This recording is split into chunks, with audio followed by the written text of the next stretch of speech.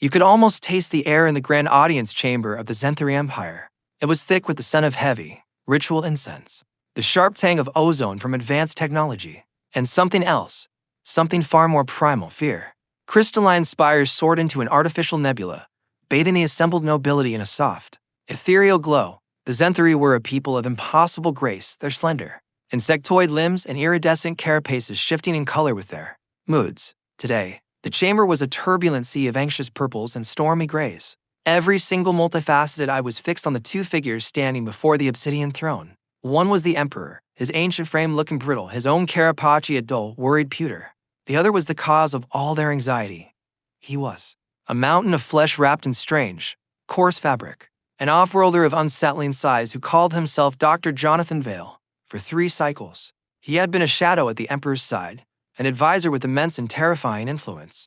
But now he stood alone, accused Doc Grand Vizier Kellen, his own Shella proud, gleaming obsidian that seemed to drink the light, stepped forward. His voice was like a silken blade, sharp and smooth. My Emperor, for 3 cycles we have harbored this creature, this brute who calls himself a doctor. He has whispered poisons into your ear and twisted our strategies. I have tolerated it, but I will not tolerate it anymore. We have proof he is not what he seems. He is a spy, an infiltrator from the savage Outer Rims, sent to destabilize our glorious empire. The vizier gestured dramatically, and a collective gasp shuddered through the court. I say we end the charade. I say we execute him. Now, the Emperor, a being whose paranoia was as legendary as his dynasty, flinched.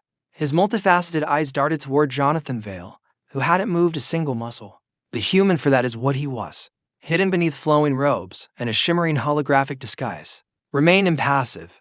He was a giant among the Zenthari. Their tallest warriors barely reached his chest. His very presence felt like an insult to their refined sensibilities, a jarring, dissonant note in the delicate symphony of their court. He doesn't follow our customs, Callum pressed, his voice rising, expertly playing to the crowd. He consumes cooked flesh like a predator. His movements are heavy, graceless. He speaks our tongue with a guttural accent that offends the very air. We know nothing of his world, nothing of his people. He is a ghost, a monster hiding behind a title. How can we trust the security of the empire to a beast of unknown origin? Murmurs of agreement rippled through the nobility. They had long resented the hulking outsider's influence. He was a puzzle they couldn't solve, and the Zenthari despised unsolved puzzles. He had arrived on a battered freighter with nothing but a medical kit and the unconscious, nearly dead body of their lost princess. He saved her, yes. That single act had granted him the Emperor's unwavering favor. But over time, gratitude had curdled into suspicion. Your verdict, my Emperor? Kellen asked, bowing low, the very picture of feigned loyalty. The Emperor's gaze hardened. The fear that always haunted him won out over reason. He saw threats in every shadow, and Jonathan Vale cast the largest shadow of all. The vizier speaks. Wisely, the Emperor declared, his voice thin and reedy. The safety of the throne cannot be compromised. Seize the off-worlder. 2 royal guards, their ceremonial armor glowing with latent power, moved forward, their energy pikes humming. The court held a collective breath, but Vale didn't flinch. His gaze wasn't on the guards, or the sneering vizier, or the trembling Emperor. His eyes found a small figure hiding in the deep shadow of the obsidian throne, Princess Kira. No. The voice was small, but it cut through the oppressive tension with absolute clarity. Princess Kira, no longer a child but still appearing fragile, stepped out from behind the throne. Her carapace was a pale, frightened pearl, but her eyes blazed with a fire no one had ever seen in her before. You will not harm him, she commanded, planting herself directly between the guards and Jonathan. The vizier scoffed. Your Highness, your affection for this creature is a known weakness. Your judgment was clouded by the trauma of your rescue. Step aside. It wasn't trauma, she said, her voice gaining strength with every word. It was salvation. As she spoke, the throne room seemed to melt away, replaced by a memory, sharp and agonizing. A forgotten moon of cracked red earth under a hostile sun. A young Kira, perhaps 6 years old, huddled in the wreckage of a pleasure yacht, shot down by slavers. Her guards were dead. She was alone, terrified, and her leg was broken, a shard of bone jutting through her delicate shell. The slavers were closing in, their cruel laughter echoing in the thin, metallic air. Then, he appeared, a giant, emerging from a dust storm like some vengeful god. He wasn't wearing fine robes then, only patched-up survival gear. He moved with a brutal efficiency that terrified her. The slavers, overconfident and cruel, were taken down not with elegant energy blast, but with swift, bone-shattering force. When the dust settled, the giant knelt before her. He didn't speak her language, not well, but his hands, large enough to crush her skull, were impossibly gentle as he tended to her wound. For days he protected her, hunted for her, kept her warm through the freezing nights. He couldn't pronounce her complex Zenthari title, and she couldn't understand his strange, clipped language.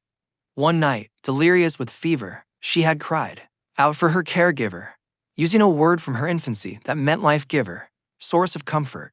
The giant, hearing her distress, had simply pointed to himself and repeated the closest sound his human mouth could make.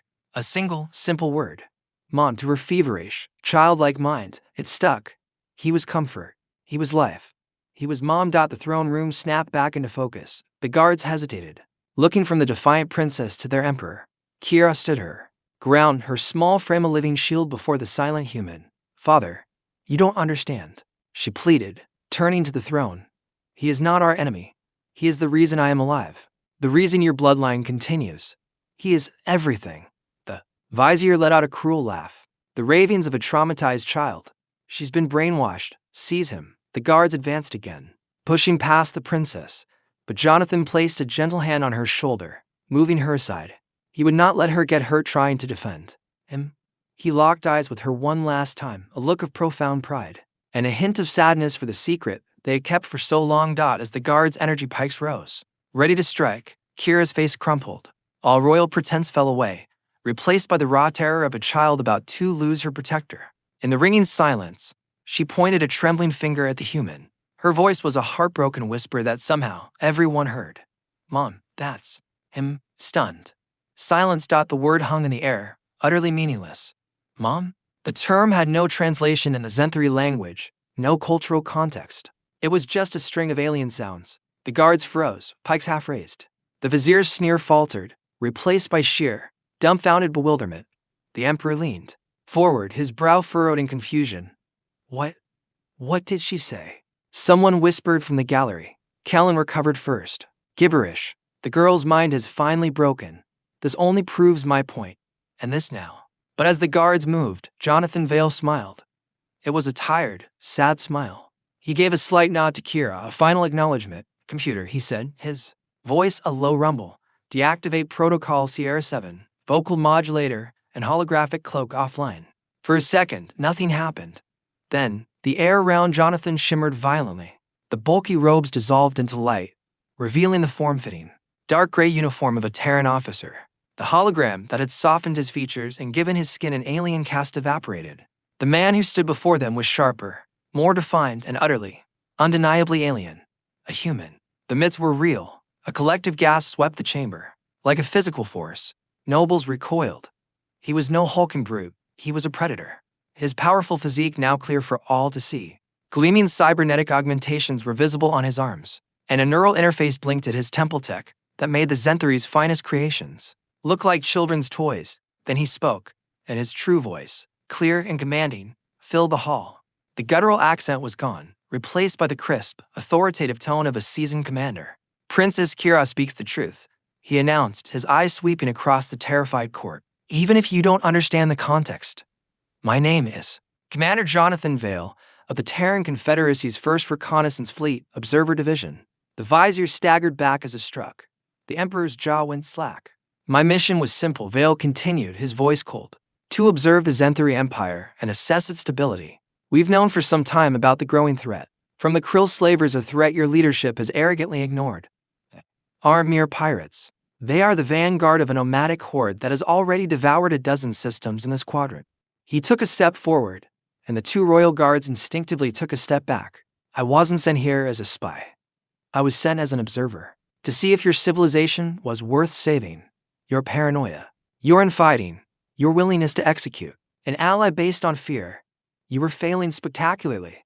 But one of you, his gaze softened as he looked at Kira, one of you remembered what is truly important: loyalty, courage, compassion, qualities my species values above all else.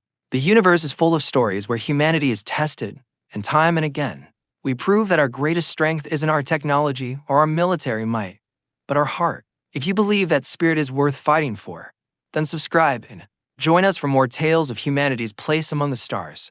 Jonathan Vale raised his hand. A device on his wrist flared to life, projecting a massive holographic star chart into the center of the room. It showed the Zenthari Empire, a small cluster of worlds surrounded by an encroaching swarm of red icons, the Krill fleet, a force 10 times larger than anything the Zenthari could possibly field. Princess Kira's actions today have made my decision, Vale declared, his voice leaving no room for argument. The Terran Confederacy will not stand by and watch a civilization with such potential for good be extinguished. But our help is not offered to this court or to this emperor. His eyes bored into the stunned ruler. It is offered to her. He turned to Kira, who was looking at him with wide, terror-filled eyes, a dawning understanding on her face. Your Highness, humanity stands with you. If you will lead your people, we will give you the tools to save them. The power in the room had shifted completely and irrevocably. The emperor was a relic on his throne. The vizier was a powerless schemer. All authority, all hope, now rested on the small shoulders of a princess and the unbreakable bond she had, forged with the human she called Mom, in the heart of an ancient, dying empire. The future would not be decided by armies or politics, but by a simple act of love and the revelation that humanity was no longer a myth. They were family, and they were here to stay. And now, this story, my experience, and the journey of humanity in the stars are just the beginning. If you want to witness more epic moments, incredible HFY stories, and thrilling adventures among the stars, make sure to subscribe to our channel.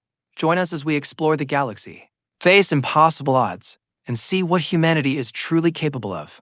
Don't miss a single story. Hit that subscribe button and be part of the adventure.